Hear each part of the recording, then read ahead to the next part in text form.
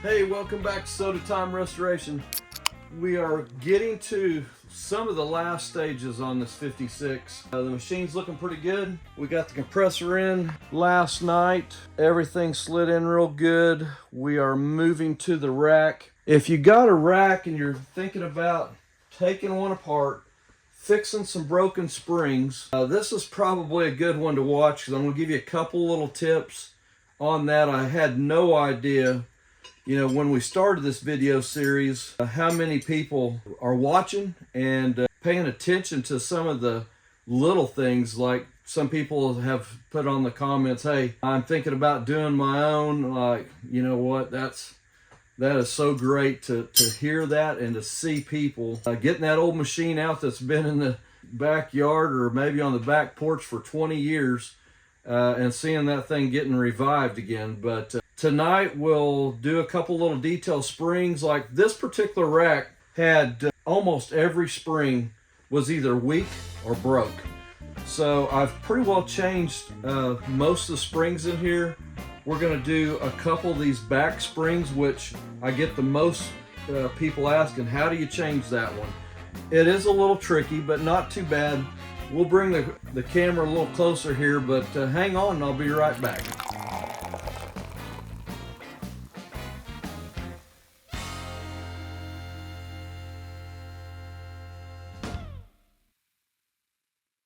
So if you're looking at inside springs, the spring that we're going to be replacing, and I know it's going to be kind of small. I'm going to get a little more light on it so we can see it a little bit better. But the spring we're going to be changing out, it's the one on the back side.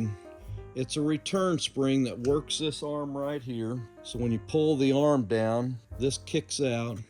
And this spring right here, this one's not broke, but here is the ones. And as you see, they all have one of their legs missing. All of them off this rack. So pretty well changing all these back ones. If you got one that when you pull the bottle through and it doesn't return, it's probably either this one or the one that runs this, the one where the bottleneck pulls through at. But I've tried many ways. The best way I know to do this particular one, you'll have a little bit of a spacer here. I usually get a hold of it either with a vice grip or a pair of pliers. And we're going to try a vice grip on it right now to see how we can still see. And I'm going to grab the two top ones here. You'll see I'm going to spin it around to where you see this leg here sticking out. Hopefully you're seeing this. Then get a hold of it like this, pull them together, not all the way, just a little ways, and you're going to find that will slide right off just like that. So obviously we'll do the opposite when we put it on. We'll stick that on, we'll spin it around, and we'll grab it by these two legs and pull it back together. So don't lose those. I'm pretty for sure Funtronics and Soda Jerk Works probably have these in stock. Matter of fact, I think I got those, I believe, from Funtronics. Very common spring on the back side of the rack.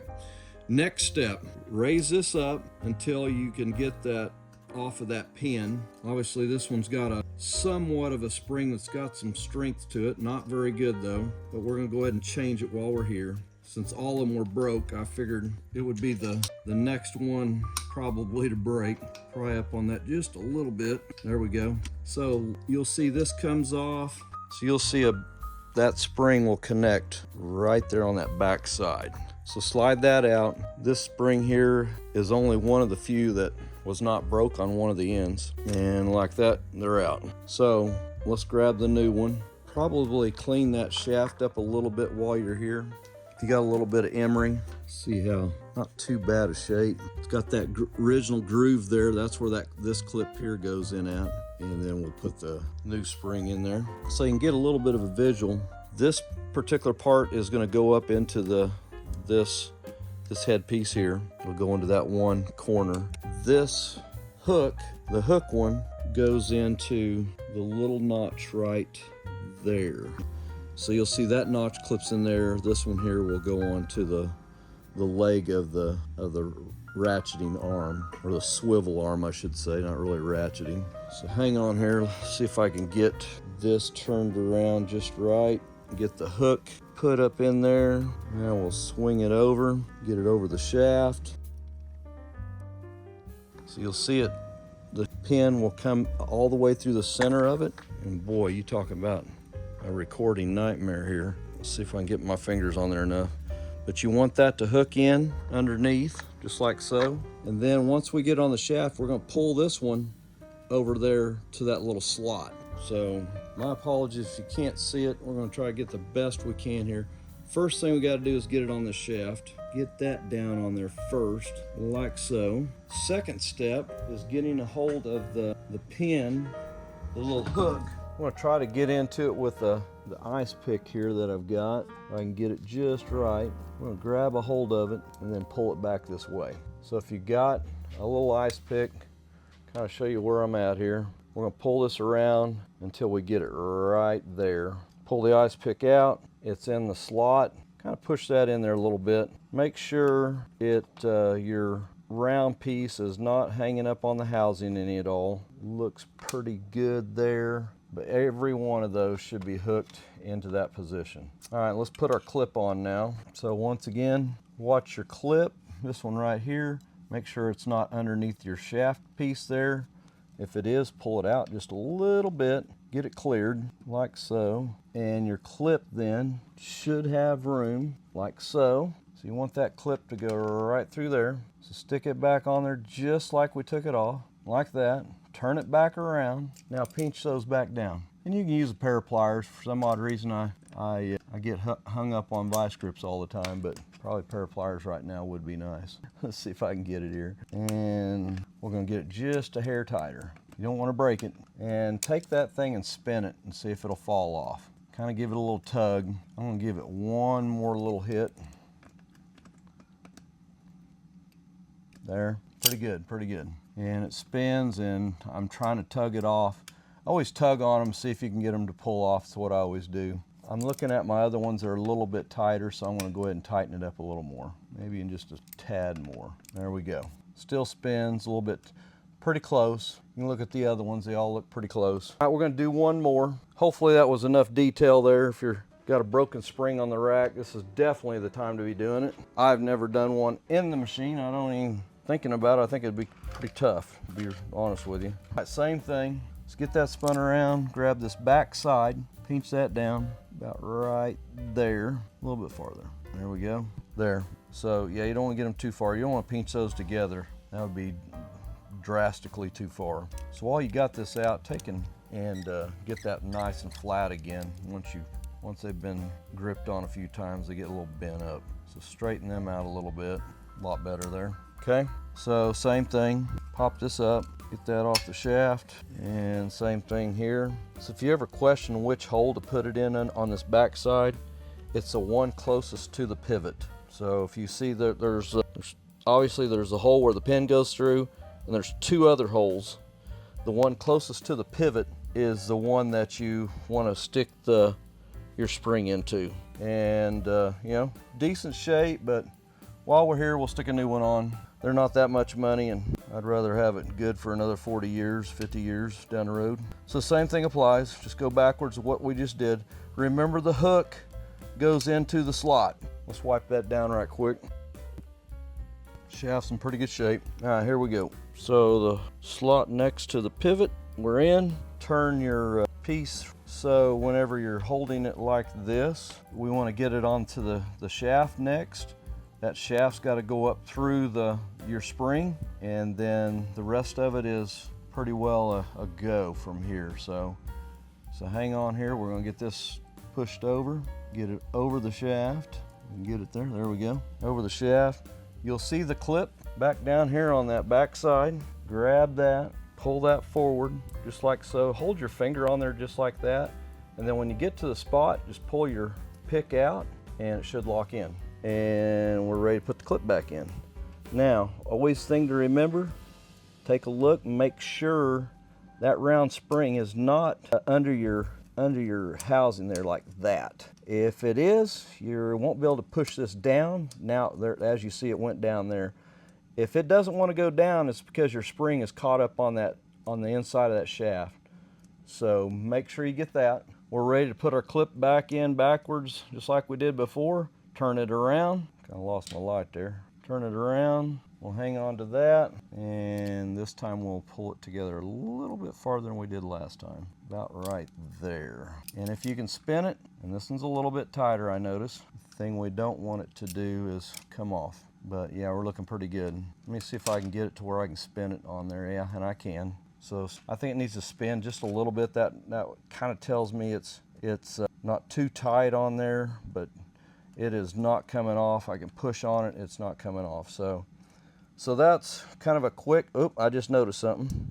So if that happens, as you see, my spring popped off when I was messing with it there, I noticed, and I didn't catch it before so we're gonna get a hold of that spring one more time, and it's right there. Pull it up here, come over, push it down, and like I said last time, make sure you give that thing a little bit of a shove once you get to this point to get that thing locked in. All right, I think we've got them all in there pretty strong. Feel good right now. We will definitely recheck everything before we start bolting anything together. So next step, let's start putting the framework together. Couple things I do while you've got it apart. Take a look at your sliders, and when I'm talking sliders, I'm talking these slider pieces right back here. Check all these. Make sure if you need to take anything apart at this point to fix anything, you need to do it now.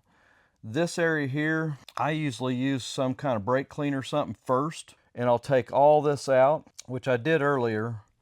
I'm not sure if I got video on it or not, but I'll at least walk through the process. Make sure, get this all really clean. You want all this stuff to slide this area here in particular. You don't want any dirt. You want to get this cleaned as much as possible if you got it apart. Literally, you're going to take these screws out. These little cams will pop out. And once you get these cams out, these sliders will come out. You can go in there and clean all those trays out then.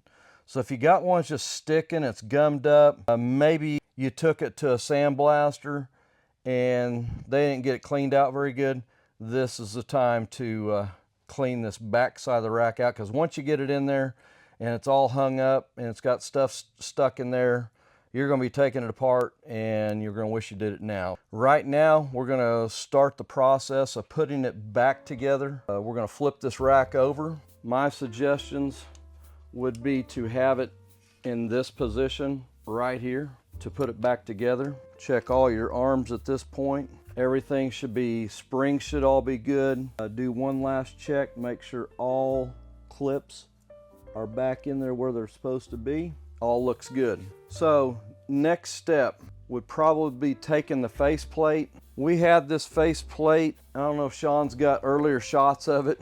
It was pretty rough. Let's put it this way. It's got a nice paint finish on it now. We cleaned it up really good. The back side is even painted, which typically you might see a primer coat on that. Sometimes that was just very normal.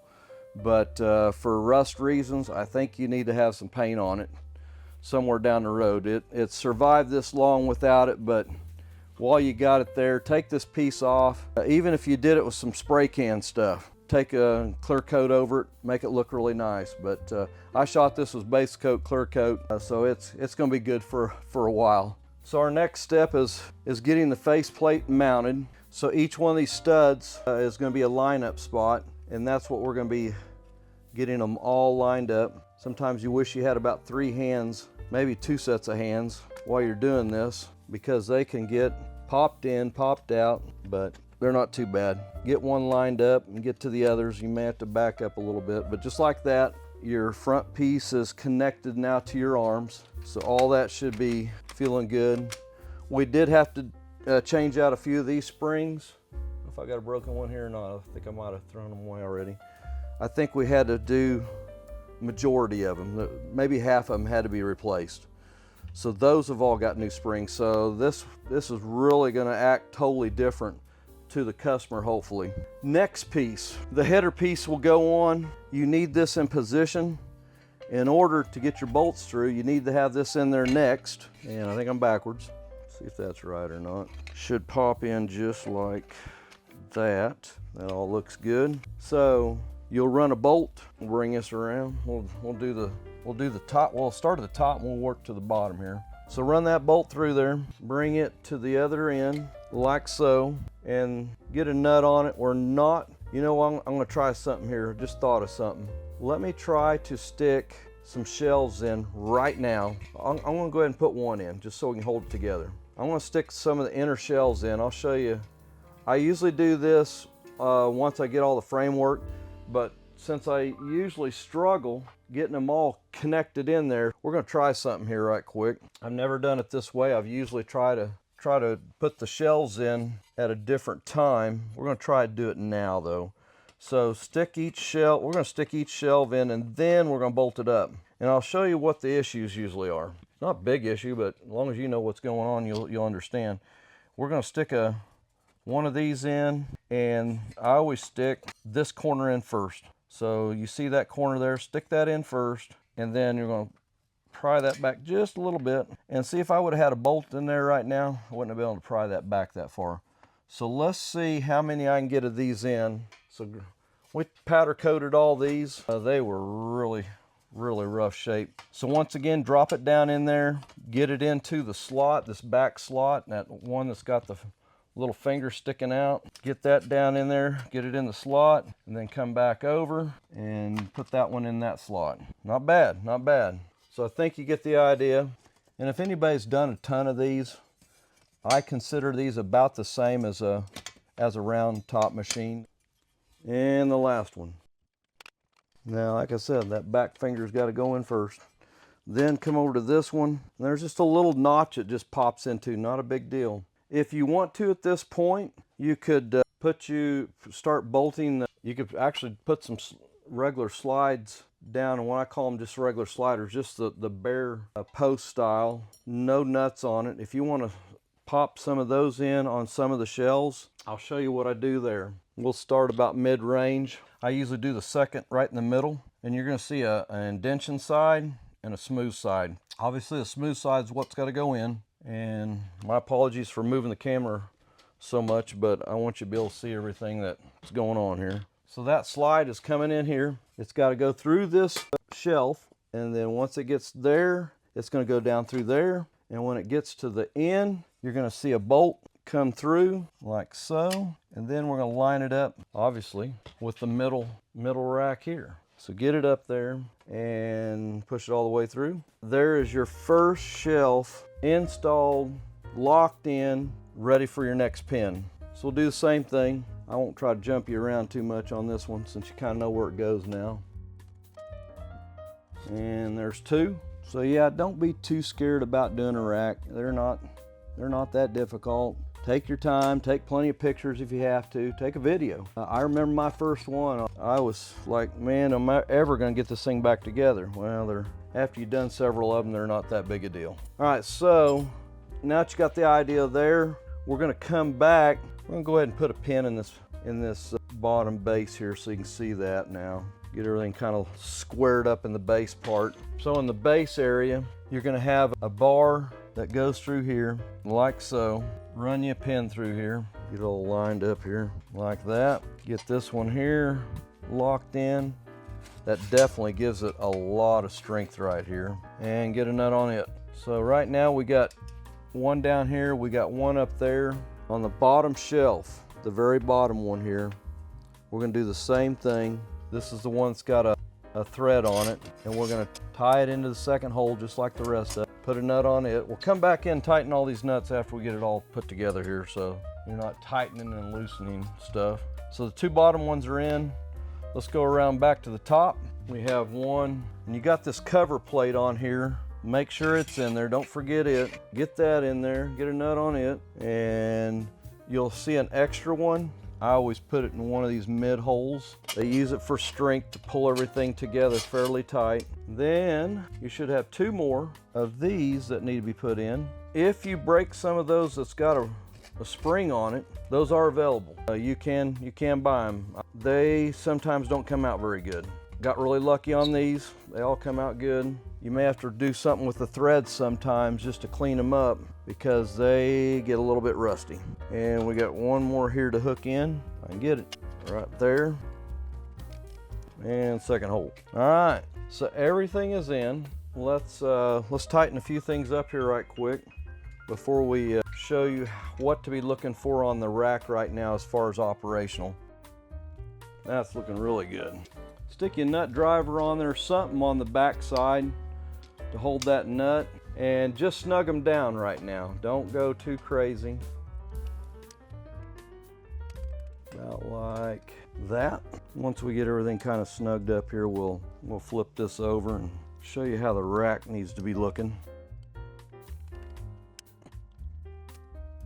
You'll find that the rack starts feeling really tight, feeling really good right now. All right, 2 more here. That's good. And that feels good. So we're gonna flip it over here right quick. Probably a little more detail than we needed to show, but we'll have it on there for a lifetime. All right. Flip this over. This is an area I spend a little bit of time with because it's an area that you can kind of check all your work, make sure everything is working. So get your rack set up like this. You will find on electronic, show you what I do to release it. Electronic can be released right here. So if you're pushing on this, push it all the way in, you'll see the rack locks up. I always go into each slot and make sure it does that. So push in, it'll catch it all the way in, it'll lock the rack in, and as if there's been money put in it. And then your next step would be to go here. And you want to hear that rack pop back on itself. If you have to push a lever or you have to push something up here to make it work, you're got something going on. So we're gonna go through all these here right quick, so bear with me.